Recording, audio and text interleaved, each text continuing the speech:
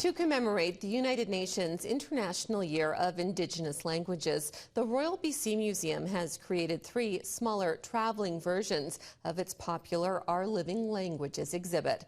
Veronica Cooper tells us all about it.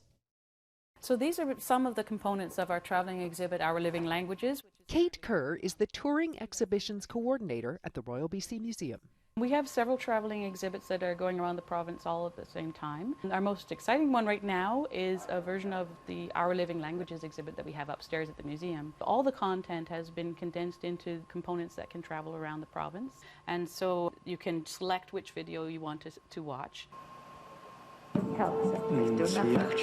Because, of course, not everyone can make it to the museum. And also the communities have their own information and knowledge, so we want to create that sense of community within these little villages and towns and municipalities all around BC, and then draw out their own experts in those communities and create dialogue going on with what we send out to them.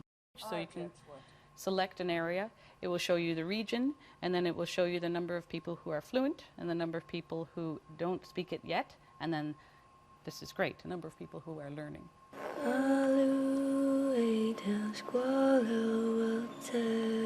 This exhibit was created in partnership with the First Peoples Cultural Council. Our first 2 venues were Langley and Port Alberni. The one that's in Prince George, I'm hoping to sort of keep heading up north, farther and farther north in the province as much as we can. I love this one because it does tie into the Cradleboard Theatre that's part of the traveling exhibit as well. Everything from lullabies to stories to lessons. Kate is often driving the exhibit to the various communities. So we have to actually consider where we're going, and if we're going to, try to ship it up or actually drive 2 days in a giant truck to get this exhibit to the communities that want to see it. So you can try it yourself. But that effort means a lot.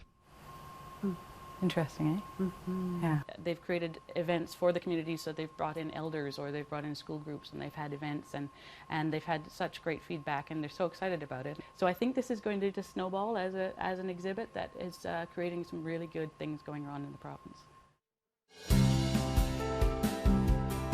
This Week in History, brought to you by the Royal BC Museum, bringing British Columbia's stories together.